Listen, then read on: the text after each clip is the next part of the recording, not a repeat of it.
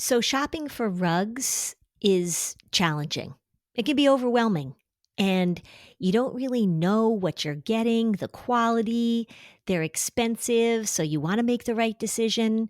Well, I'm here to tell you about Revival Rugs. Revival was created to disrupt the rug industry, which is filled with notoriously overpriced pieces or low quality rugs that won't last. So Revival rugs are works of art. They're beautiful. They curate one-of-a-kind collections, new rugs, vintage rugs, without the markup. You go on the website, they show the rugs in pictures in rooms. You can get a really good idea of what these rugs will look like. My son just got the Halo rug, an 8x10, an incredibly reasonably priced rug for a guy that just bought his first house, with an eye on evolving customer needs and dedication to blending tradition with innovation. Revival Rugs continue to weave quality, style, and purpose into every piece. Visit revivalrugs.com/Fluster and use the code FLUSTER20 for 20% off your first order. Once again, that's revivalrugs.com/Fluster and use code FLUSTER20. One more time, that's revivalrugs.com/FLUSTER with the code FLUSTER20 to save 20% off. The goal that many people have with anxiety is to get rid of it. The goal that many people have by accommodating it or seeking certainty is that they don't feel the discomfort of these thoughts. And what I would love you to do is to pull out your worry, give it a name, call it Ethel, call it Joanne, and begin to recognize that this is a pattern. It happens right now to be about cancer, but it's probably been a pattern you've had your whole life. Welcome to Season 7 of Flusterclux with Lynn Lyons, where we'll talk about managing anxiety and all the other emotions too. We tackle the serious stuff without being too serious. I'm your co-host, Robin. I'm Lynn's sister-in-law, and I'm here to ask your questions. And I'm Lynn Lyons. I'm an anxiety expert, speaker, mom, and author. I've been a therapist for 35 years. Parenting can be a flusterclux, and I'm here to help you find your way. I'll tell you what to do and what to say. Hi, Ed. Hi, Lynn. How are you? Pretty good. I woke up the other night and it was thundering and it was snowing. It was sleeting and thundering. Do you think that people like in Georgia talk about the weather a lot?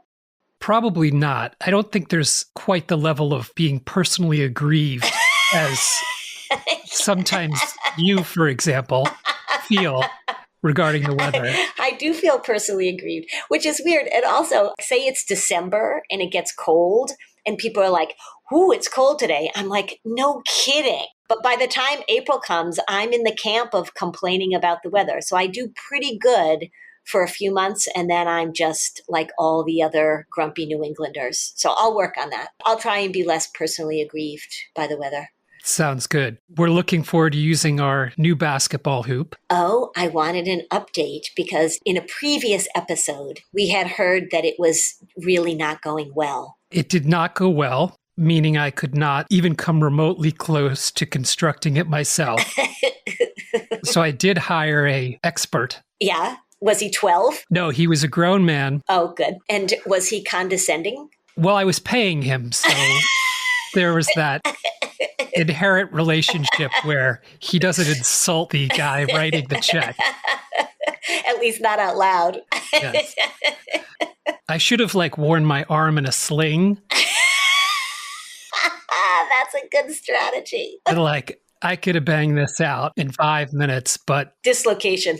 Yeah, it's been tough. Took a hit on the rugby field. Yeah, exactly. From the ridiculous to the sublime, let's talk about, this is a listener question that came in to the Facebook group. Yes. And I'll read it. Okay. It says, hello, I just listened to Noah's success story. Which is a great episode. Let me just say, oh my gosh, please, people, listen to that episode. Okay, continue. Absolutely. We released that about a month ago. Yeah, so good. Okay, she said, it describes my daughter to a T. In preschool, she spent the first week wearing her backpack and facing the door of the classroom. When she was 5, we went to therapy, and just like Noah, she refused to speak and would only communicate by whispering in my ear. Unfortunately, the therapist at the time said she did not have anxiety, and we waited too long to re-diagnose. She worries about having cancer all the time. She always wants 100% certainty, always. She is now 17 and her anxiety is holding our household hostage. She refuses to see a therapist. My husband and I have spoken to many therapists, but there's only so much we can do without her getting treatment. She has no anxiety coping skills. Can you help us? Oh, I can try. Okay, so I love this question because this is a story often told. And there's so much of this, which is why the Noah episode is so wonderful, is because people can really relate to it. Let me just sort of go through this a little bit. So for one, so hard when you've got a little child who goes to preschool, and as Noah's parents have said, it was just heartbreaking to watch. It is heartbreaking to watch your little child struggle. They took her to therapy when she was 5, and she refused to speak, would only communicate by whispering in mommy's ear. I don't understand why a therapist would come to the conclusion based on that she didn't have anxiety. Now, maybe if we don't even want to say like, well, we're officially diagnosing her with anxiety, this is a little kid who was struggling to be able to stay away from mommy, to be able to separate probably, that the parents were definitely seeing these early signs of anxiety that really often do show up when you're 4 or 5 or 6. These poor parents, mom did what she needed to do, and the therapist said, no, she's fine. And then they waited, it says she waited too long to re-diagnose. So that is also not uncommon. The average time that parents wait in order to get help for their anxious child is years. Gosh, I forget the exact statistic, but we talked about it in the documentary Anxious Nation. It was brought up. I think it's 5 to 8 years. So parents really struggle. They try and figure it out. Maybe they're getting advice from family members, or people are saying, oh, it's a phase, she'll grow out of it, or you were just like that when you were a kid and look at you now. So there's a lot of hope from parents that they'll just grow out of it. You've also told us previously that a child whispering in mom's ear on your couch, very common. Very common, yeah. Probably not every, I shouldn't say that. I do get little anxious kids that are little chatterboxes too. But at some point during the session, particularly when they start to get an idea of what I am saying, which means I'm going to start changing the cult leader's rules, they do start whispering in parents' ears. They refuse to talk. I've had plenty of kids that have sat in sessions with me and not said a word. So that is not a reason to think that therapy isn't working. And in fact, for a 5-year-old, what I would have done is say, okay, so she can come and listen if she wants. She doesn't have to talk. Let me coach you, mom and dad, about what you can do differently. So 5-year-olds don't really need to be in therapy by themselves for anxiety. If you listen to our episodes on ADHD with Ryan Wetzelblatt, 5-year-olds don't need to be in therapy by themselves for ADHD. I just don't think kids need to be in therapy by themselves for many things, because we really need the supportive grown-ups to be there to help. Yes. You've said once, imagine giving a child all this information and then anticipating that the child who was just in the room with you would then go home and across the dinner table explain the Lynn Lyons method Yeah, right. to the child's parents. Right. Here, say you took your child to the dentist because they were having, like maybe they needed some teeth pulled or whatever. The dentist wouldn't give all the information to the 5-year-old and then say, so go home and explain the treatment plan to your parents. It really is just silly to expect that that's going to happen. And I know that there are different theoretical approaches that say that, we let the child just sort of talk and communicate and unfold and that kind of stuff. And I'm not saying that doesn't help. What I'm saying is how long you're going to spend doing this. And parents need information. Kids can't figure this out on their own. I hear a lot of professionals say, Kids have all the resources inside themselves already to manage this problem. And I hear it said about adults too. Like when you come to therapy, you already have the answers inside of you. And the goal is for you to bring them out. That doesn't make any sense. Like when I'm learning how to do an algebra equation, my fourth grade teacher didn't say, you have all the answers inside of you already. When you're learning how to do your laundry, when you're learning how to, I don't know, put together a basketball hoop, you don't have all the answers inside of you. So we don't want to continue to convey this idea that kids will just figure it out. That's not how people learn things. You just don't figure things out. People have to teach you and help you and support you and give you information. Okay. All right. So done with that rant. So I don't know from this question whether or not they ever got their daughter back into any type of therapy after they left from after she was 5. It sounds like not. And I also don't know if they were getting really concrete instruction about the do's and the don'ts of what do you do when the cult leader shows up in your house and it's holding everybody hostage. So what do they do now? That's the most important thing. You've got a 17-year-old.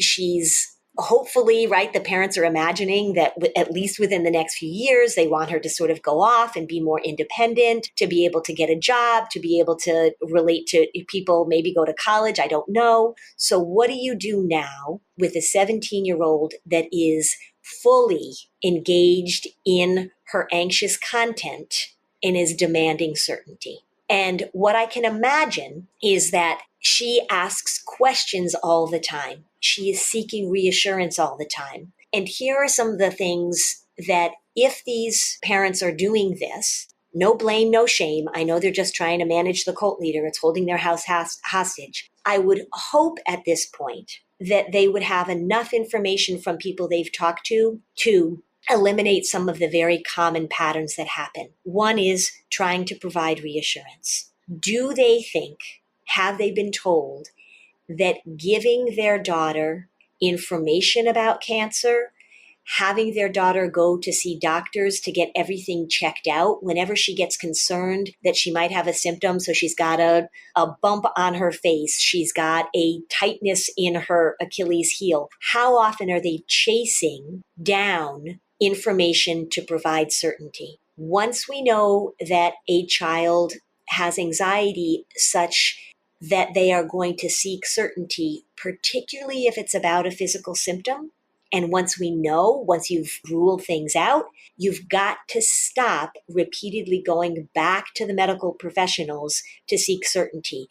The ultimate seeking of certainty for somebody who's really got a somatization disorder, we call it, or is really focused on a physical symptom, the ultimate source of reassurance is to keep going back and back and back and back to medical appointments.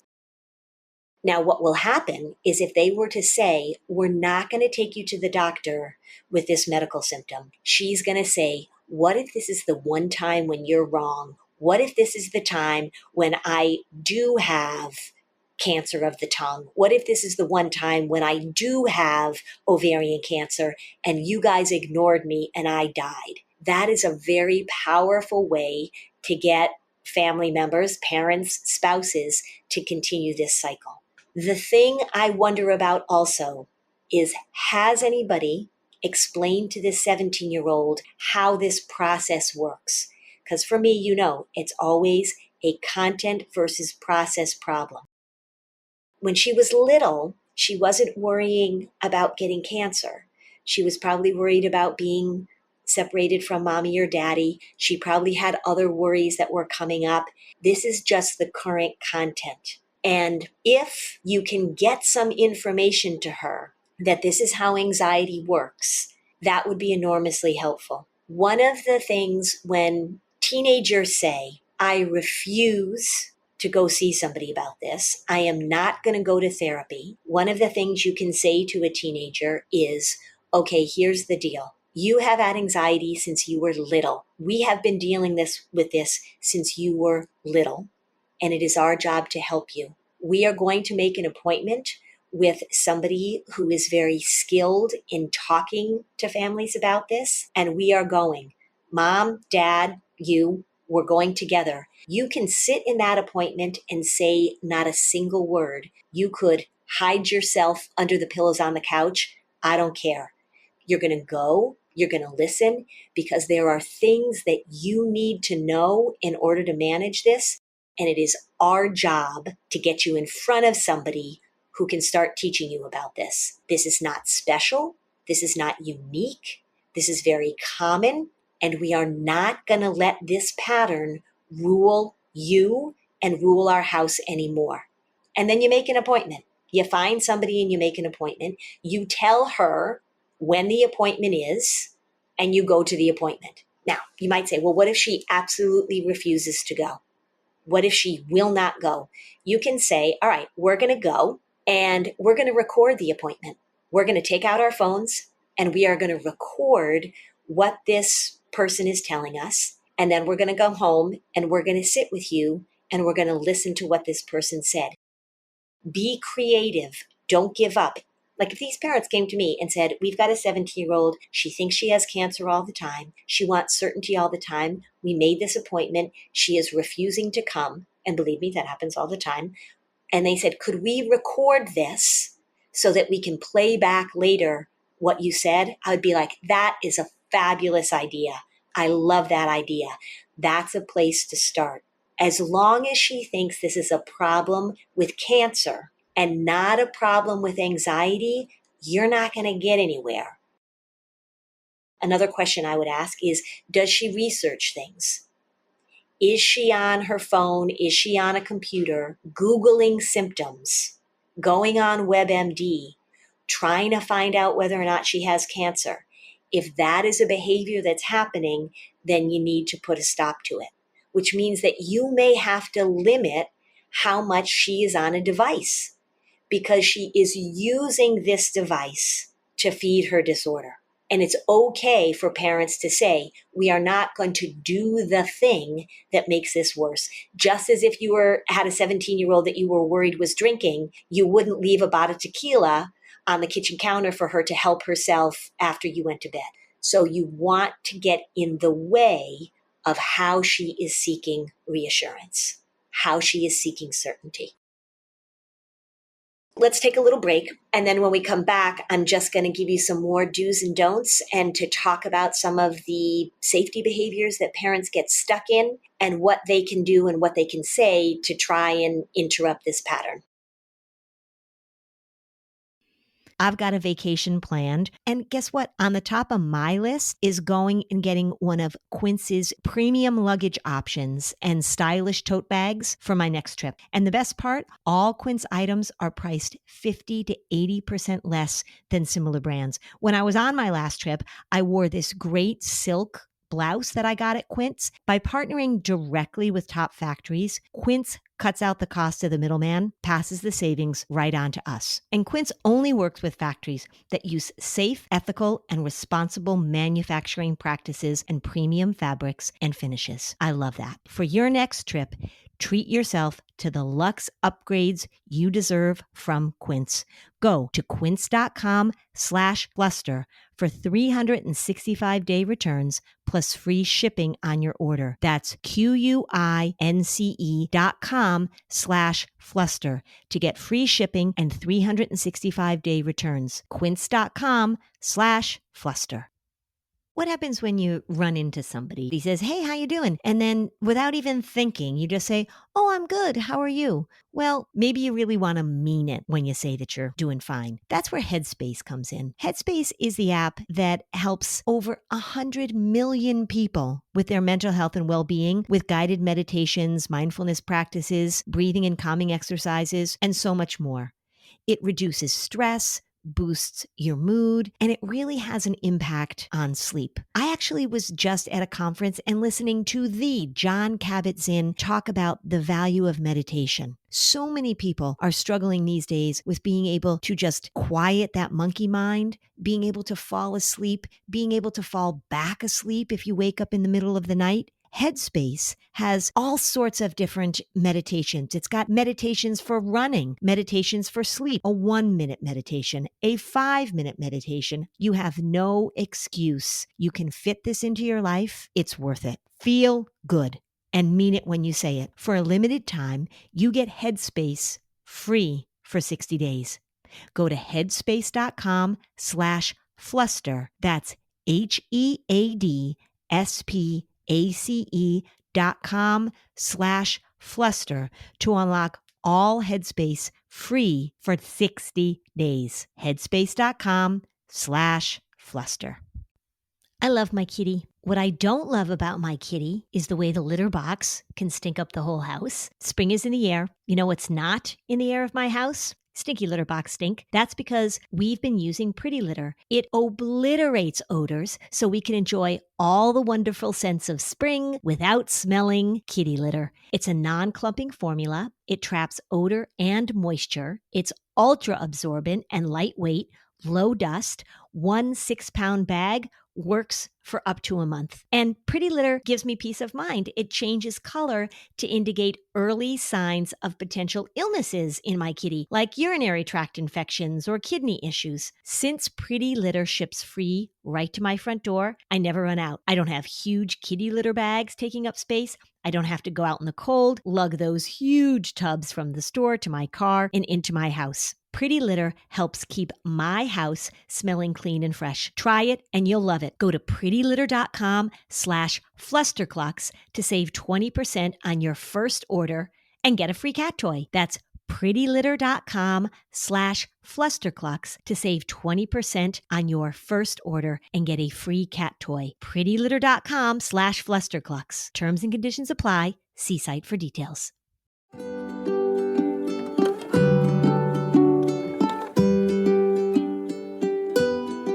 Okay, we're back.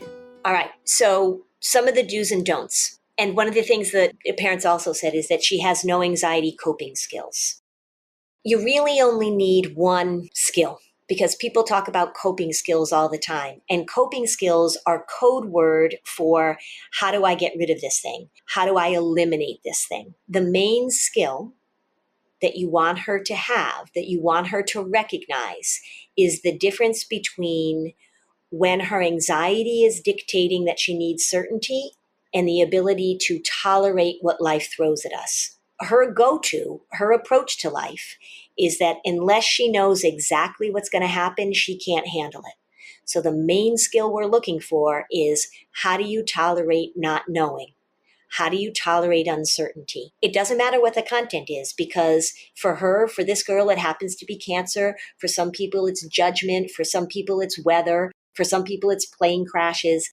And they go on a quest for certainty, getting more and more information and thinking that that's going to relieve their worry. It is a bottomless pit. So the goal is to be able to recognize this is what my anxiety does. This is the current content that it's grabbing onto. And I'm going to tolerate not researching and not seeking the answer.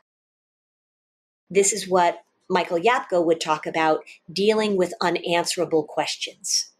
We've had plenty of questions and plenty of examples. And I was just doing my anxiety parent webinar. I did that a few weeks ago. And a lot of the questions that parents had were, my child worries about death. And what do we do about that? We can't do exposure therapy with that. We can't practice that. And that falls into the same category of how do we tolerate the unanswerable question of when am I going to die? Or when are you going to die? Right? I mean, that's the big one, which is very similar to this cancer question as well. Sure. As the author of the question noted, very similar to Noah's experience, your client who had been struggling with anxiety and then done quite well for a number of years when cancer worries overwhelmed him. Mm-hmm. Yep. He was worried about kidney cancer. And that totally overwhelmed him. It totally grabbed onto him. And of course, he was like, this is different. This is different. And I was like, no, it's not. And then we figured it out and he figured it out. So when the mom writes and says she worries about having cancer all the time, she always wants 100% certainty always. So that means that she asks a lot of questions and she seeks a lot of reassurance. And I would say to her, Mom, as you're listening to this, I would say to her, this is your anxiety demanding certainty. And the biggest skill that you have to develop is the ability to not know. So I am not going to engage in trying to answer these questions. I'm not going to give you reassurance. I am not going to take you to the doctor. I am not going to engage with your anxiety's quest for certainty. I'm not going to engage in that. And that is going to make you hugely uncomfortable. It's going to make you really mad at us. But we're not doing your disorder with you anymore. We're not going to accommodate your desire for certainty. Now, at 17, can these parents prevent their daughter from seeking certainty on her own? Not really. They can limit her use of the phone, or they can not allow her to have her phone in her room or to be on the computer searching for things, but they can't prevent it. She can still go about doing it on her own, which is true. At 17, we really do want her to get some treatment for this. But the parents can start by not engaging. And the other thing that we really want to pay attention to is that sometimes when kids are worried about these big things like death or cancer or this or that, we can say, well, we don't know when you're going to die, or we don't know. Maybe you will get cancer, maybe you won't get cancer. It's hard to know. You don't even have to get into the content that much. You can just say, this is your anxiety, seeking certainty, and I'm not engaging, and I'm not participating in this pattern. The other thing that I would be curious about, and the mom doesn't mention it in this email, is whether or not there are siblings. And I assume so because she says the anxiety is holding our household hostage. I wonder if there are things in this family that they do or don't do for fear of triggering her anxiety. Are there topics they don't bring up? Are there places they don't go? Are there foods they don't eat? I wonder if we were to ask the siblings in this house, how much does your sister's anxiety dictate the choices that you guys make as a family? Because sometimes siblings have really good information, which is why I often bring them into a session, because they're really good at sort of saying to the parents, like, if you think that you guys are protecting us from this, you're not. If you think this isn't impacting us, you're wrong. We all have to live by the rules of this anxiety. And so talking to the siblings and having a conversation with them can be really helpful. One of the first assignments I would give this family if they came to see me was that even if they came without the daughter, I would have the mom and dad start writing down all the things they do in an effort to accommodate the anxiety, all the things they do to try and keep the peace, all the things they do that they think they're protecting the other kids, all the things they do just to keep their own sanity. There's a lot of feeding the anxiety out of survival and out of necessity, and it becomes very habitual and very patterned in families. If she has been dealing with this since she was in preschool and now she's 17, I would bet there are so many things this family does, and they don't even realize it, that are actually telling the cult leader that it is in charge, giving it permission to continue with this. And by cult leader, you mean the anxiety, if someone was not familiar with that analogy that you use. Right. And I use cult leaders because cult leaders show up, they make rules. If you follow the cult leader, things go smoothly. If you disobey the cult leader, things get bumpy. And it's probable that this family's world is smaller than they would like in terms of maybe vacationing, going out to restaurants, having people over. Yes, and that's a very good way of looking at it, is how does this make your world smaller? How does it dictate what you agree to do, what you don't agree to do? The other thing too, you guys are going to know this is coming, is that it's very likely that one or both of the parents are also anxious. And so it may be that even though you've been trying to figure out how to manage your daughter's anxiety and develop these coping skills, that it's good to look at your own behavior and how are you modeling, perhaps in less subtle ways or about different content, how are you yourself modeling the need for certainty? Do you check on things a lot? Do you use a lot of safety chatter? Is there anybody else in the family, either these parents or grandparents, that are very focused on physical health? Do you talk a lot about illness or germs or food poisoning or expiration dates? So even though the content is a little bit different, is there a theme in this family of, you know what, the world is a dangerous place and it's out to get us, and you never know when it's going to get you? That can be a very common family pattern as well that you want to pay attention to. The other thing I might ask this 17-year-old, if I we're talking to her. And you know what? I'm just going to pretend I'm talking to her. I'm just going to pretend I'm talking to her. So, Mom, you can have her listen to this. So I don't know your name, 17-year-old.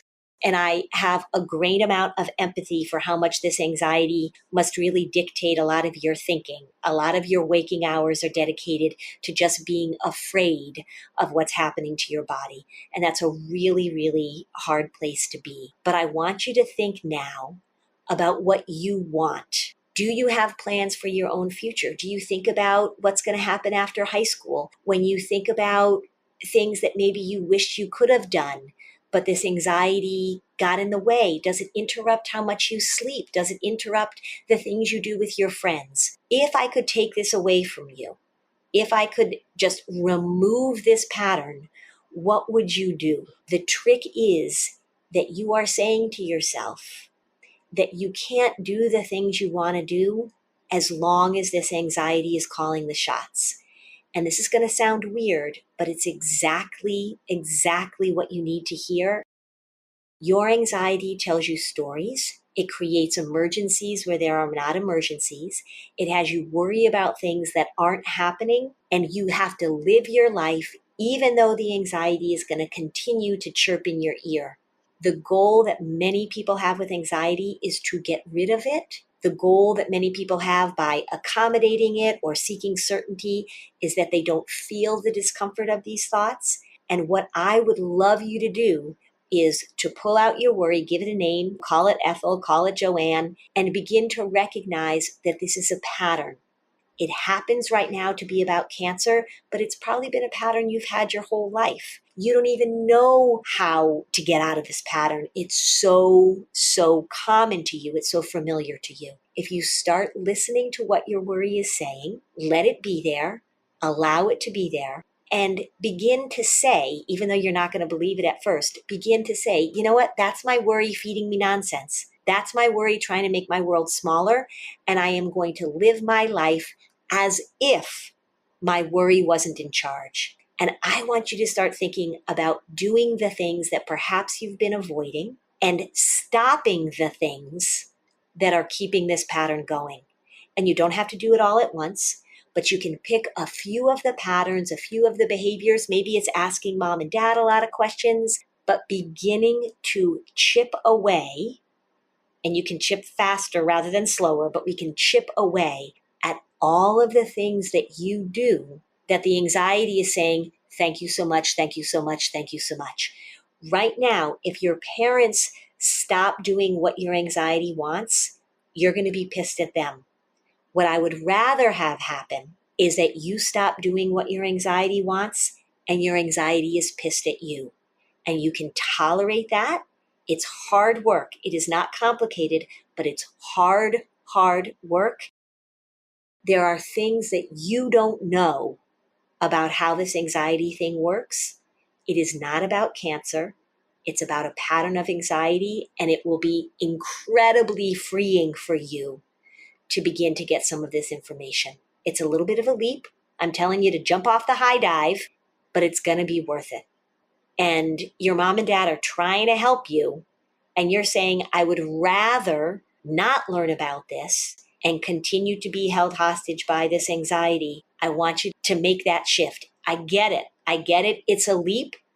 There are therapists who are very good at concretely explaining how this thing works, including on this podcast. There are episodes that we talk about this very issue. There's an anxiety disruptor series.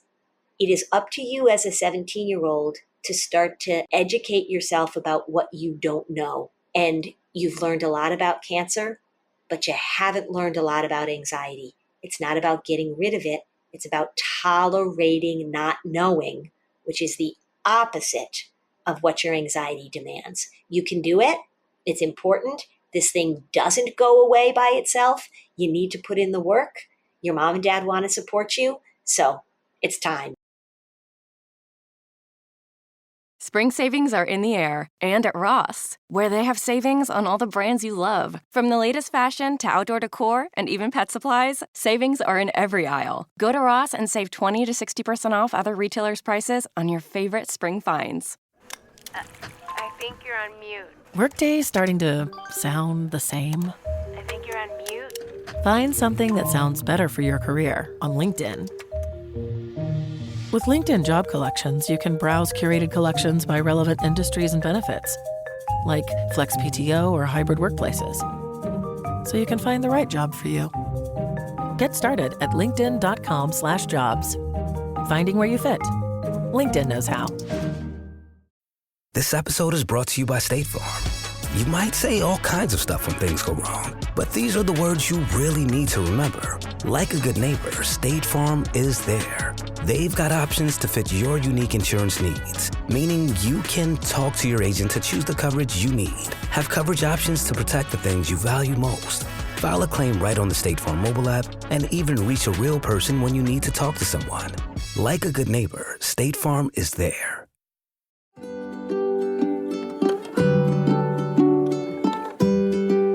Okay, so now back to the show. So, Lynn, share a little bit about what every person struggling with anxiety can use as a little bit of a success story that shows them the path and the possibility of feeling better. Yeah, so this is what I do for a living. When people come to see me, they are exactly where this girl is. And it can be early in their life. I've had 45-year-old women come in. I've had 68-year-old men come in. I've had 14-year-olds and 12-year-olds. The thing is, this is not complicated. It's sneaky, it's powerful, but we know how it works. We know the things that make it better, and we know the things that make it worse. Most people that are listening to this podcast, the reason they're listening is because they want solutions. They want to figure out how to get unstuck. I have had so many kids come to see me, kids that hadn't left their rooms for 7 months.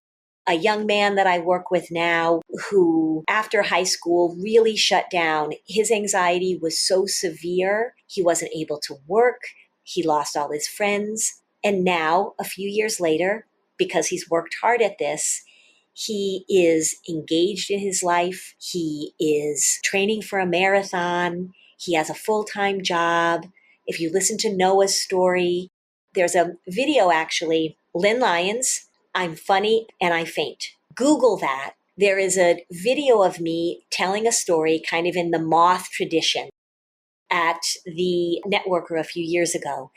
That is a really hopeful story about how we can interrupt these patterns and change, even at 17, even at 25, even at 45. It is absolutely necessary that people learn how this anxiety thing operates, rather than get focused on trying to create the certainty or create the calmness or get rid of the symptoms or use the distraction. How anxiety operates, because the good news is it does the same thing to everybody. The same thing to everybody. And so as this 17-year-old is listening, and I hope you're listening, I hope your mom is listening to this with you, you can do this. You can unhook this. You just need more information.